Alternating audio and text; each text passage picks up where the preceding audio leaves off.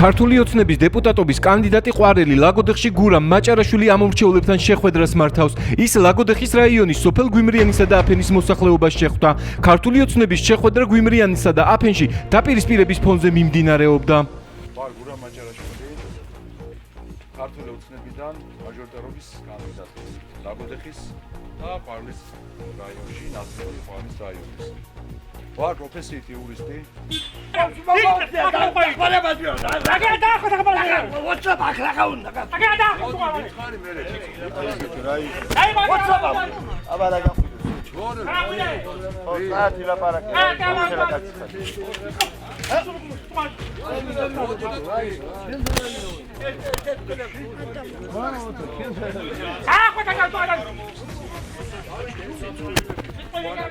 პრობლემა ბევრმა დაასახელა.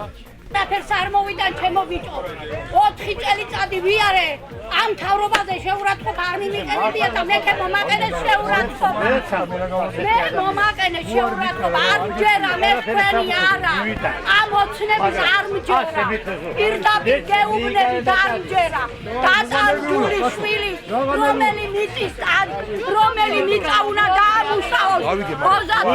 35 ალიასკაში ჩამჯდარმა შვილმა რომელ მიწაზე და დღეს დედაც უყვდება იმას. მეტად უსიამოვნო და მოულოდნელი აღმოჩნდა ქართული ოცნების აქტივისტებისთვის ტელეკომპანია არილი ტივის გადამღები ჯგუფის გამოჩენა. შეხვედრაზე არილი ტივის ჟურნალისტს 20 წუთი დასჭირდა გაერკვია აქტივისტები ქონდა თუ არა გადაღების უფლება და რას ნიშნავდა მედია საშუალება. მაჭარაშვილი ჟურნალისტებს დაპირდა რომ ესეთი ფაქტი აღარ განმეორდებოდა და ის ყველა მედია საშუალებასთან მზად არის ითანამშრომლოს, რა განსხვავებული შეხედულებაც არ უნდა ჰქონდეს. მოყენეთ შეურაცხყოფას, მაგას ვამბობ, რომ ამას აქ რა უნდა და ეს ცინიკური დამოკიდებულება რო აღარ იყოს მეორე შემთხვევაში. და პირობა რომ გაგვაგებინეთ თუ არა შეხვედრას. პირველ რიგში დიდი მადლობა მომბრძანებისთვის და მედია საშუალებებთან მე რა ურთიერთობები მექნება პირდაპირ გეტყვით რომ მექნება ძალიან გახსნილი ურთიერთობები.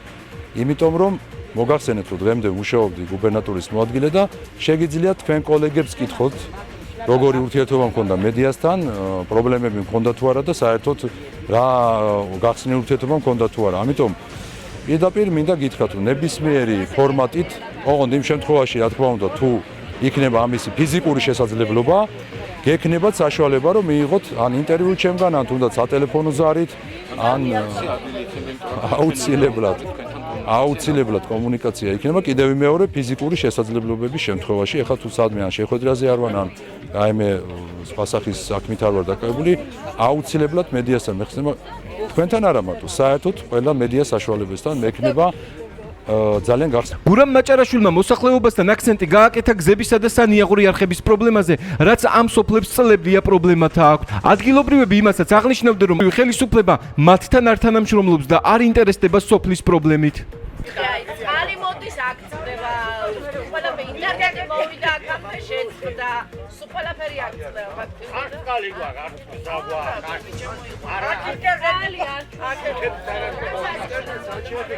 ნორმალური არ ჩუქი და ახლა ხალი არ მიდის და მაწყობი შედედები.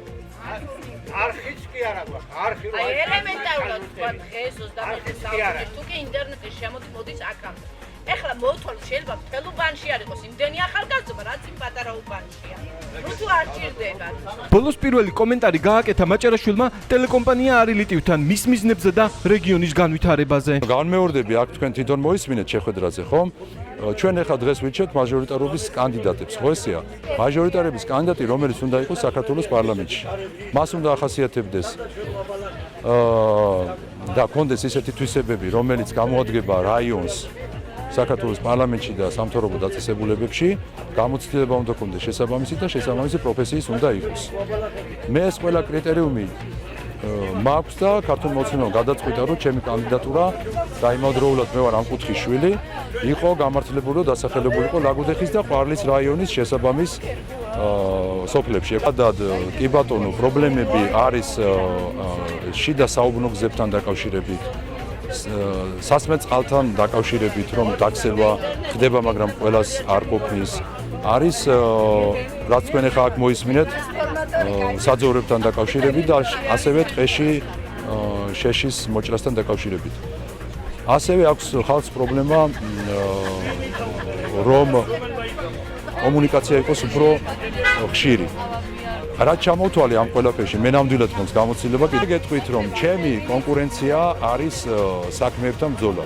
აი იმ პრობლემებთან, რაც მე ჩამოვთვალე, ჩემი ბრძოლა არის კონკურენციაში ვხედავ მოკლედ მე ამ საქმეებს და აქტიობრივი ერთმანეთთან შენაძის მოძრაობიდან ნიკოლოზ ნოზერთან გამოაქვეყნა ფოტოგრაფი, სადაც აღნიშნა, რომ სახელმწიფო რესურსებს იყენებს რაშტის ანუ საჯარო მომხმარებლებთან დადიან და სამშობლო საათებს დაიყენებს თუ არა მაჭარაში. აბა ეს დედა. რა თქმა უნდა, ჩვენ არავითარ სახელმწიფო რესურსს არ ვიყენებთ, თქვენ იცით რომ კანონმდებლობით საჯარო მოხელეს სამუშაო საათების მერე აქვს უფლება რომ გავიდეს და ესე იგი სხვა შეკრებებზე მიიღოს მონაწილეობა, ან შესვენების დროს გააკეთოს, ან უქმე დღეებში გააკეთოს, ასე რომ თქვენ თუ დააფიქსირებთ რაიმე ფაქტს, რომ ეს მოხდა სამსახურეობრივი შესრულების მომენტში, მხოლოდ ამის შემდეგ შემიძლია გავაკეთო რაიმე სახის კომენტარი.